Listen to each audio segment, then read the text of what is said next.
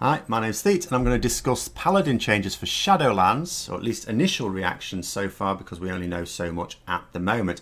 I'm going to cover my thoughts on Holy Power for all specs, the general reintroduction of utility for Paladins, as well as a couple of little bits at the end on specifically Retribution Paladins.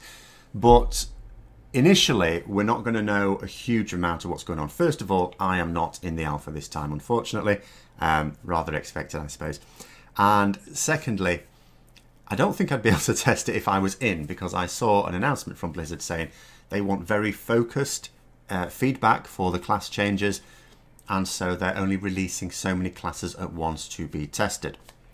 So, in terms of the main Paladin changes, I suppose the largest will be that Holy Power as a resource is going to be used by all three specs to a certain extent.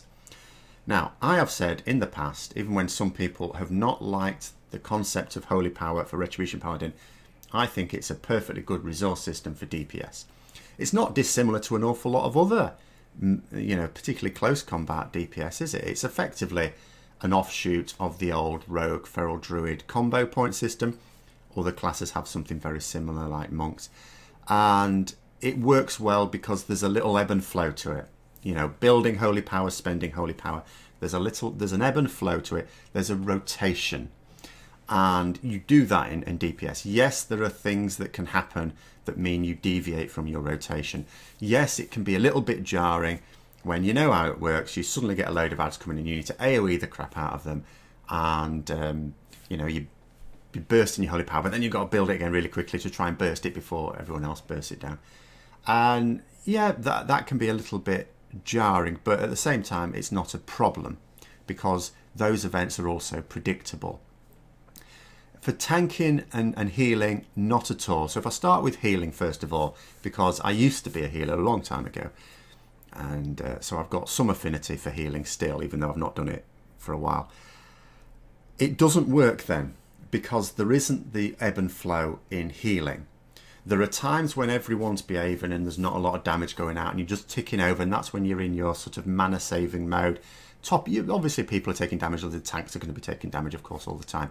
Just topping up your efficient heals are going out. Then one of two things can happen. One, an event happens that means loads of people will take a load of unavoidable damage. That's when you need to be burst healing everyone.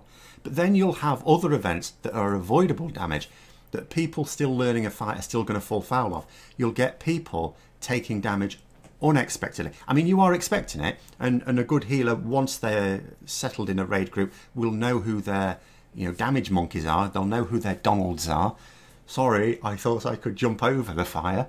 But still, these things are going to happen, and it doesn't happen on a timer that you can track on boss mods. So, and sometimes you need to be able to do it immediately. There's a bit of triaging involved with healing. Okay, if someone takes a load of damage, it doesn't necessarily mean that they are highest priority for a heal, because if you look at the situation, you think, well, they just stood in something they shouldn't have done. They're out of it now. They're not going to take any more damage for at least 20 seconds. Higher priority targets, even if they've got less health taken, and then I'll get to them. That's fine, that's good healing. But there will be times when there's lots of people taking a lot of damage, particularly when you first learn a fight. And the healers are really important when you first learn a fight, because the longer they can keep the raid alive, the further into the fight you can get, the more you're learning. You are expecting healers to heal damage that they shouldn't really be expected to heal, but the better they can do that, the more everyone can learn. And yes, people will be making mistakes and dropping puddles in the wrong place and causing a load of damage to everyone else. So in a situation where healers have to build Holy Power before they can do a bursty heal and then build it again, that's not really going to work. You're going to end up with deaths. It's not a mechanic that works for healing. As for tanking, the main resource for tanking is time. So the main resource for healing is, of course, mana, because a mana pool allows you to do what I've just described for them. It allows you to drain it all in emergency heals and then go back to your efficient healing where you can regen that mana. You can't be doing your emergency stuff all the time or you'll run out of mana, of course. But it allows you to do it when it's needed, which is not necessarily predictable. Tanking is again, more predictable, but The issue there is using various protections. That's the essence of tanking. Generating the aggro is much less of a skill. The greater skill is making sure you don't die. And I suppose you position things in the right place and grab hold of ads really quickly. But ultimately it's about the not dying. You know, doing what you can to avoid dying, which means using your cooldowns at the right time, making sure you haven't run out of them when you need them. So your time as a tank is, your resource, sorry, is time.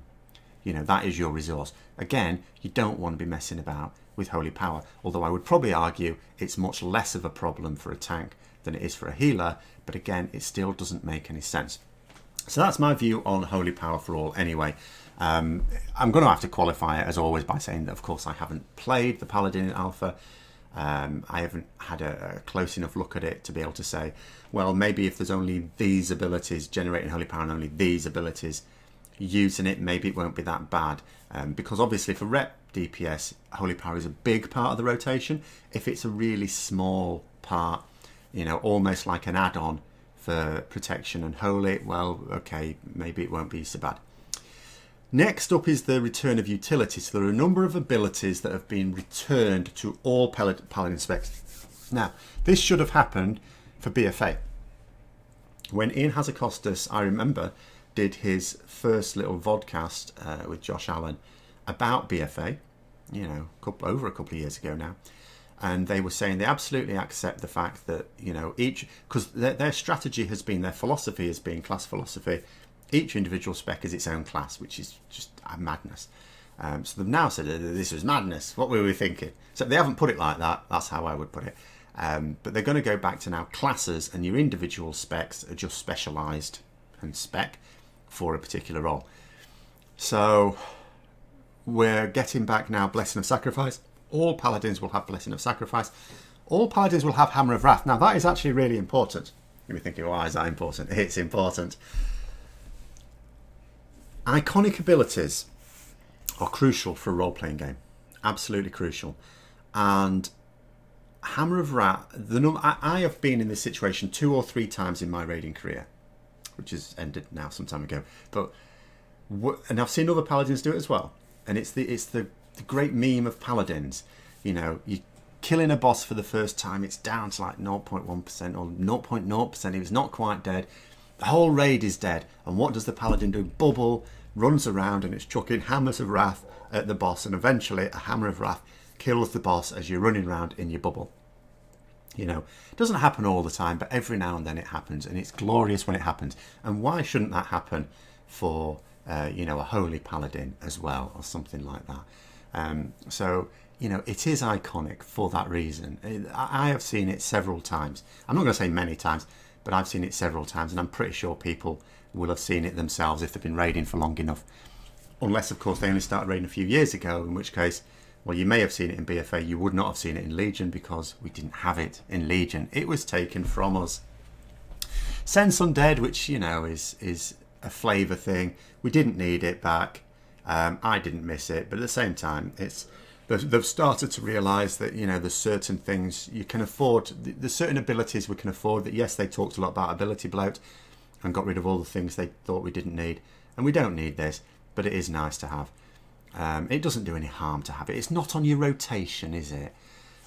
Shield of the Righteous, available to all. Turn Evil, available to all. Again, of limited use, but nice flavour thing to have. Word of Glory, available to all. Concentration Aura, auras are back. Auras are back. Crusader and Devotion Aura, again, available to all.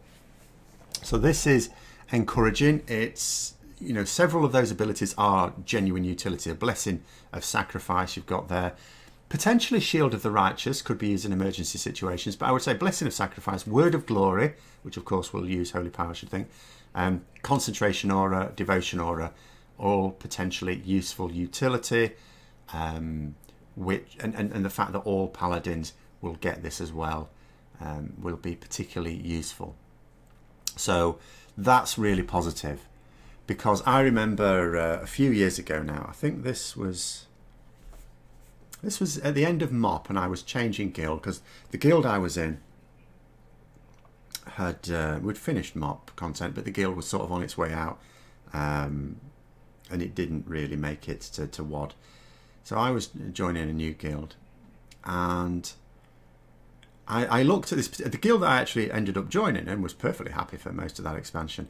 And I had a look at it and I thought it's a bit odd that, because I was looking at their logs and they didn't have a ret. I was expecting to be replaced, you know, a ret paladin had left that guild to go elsewhere or just to stop playing, and they needed a ret to replace them.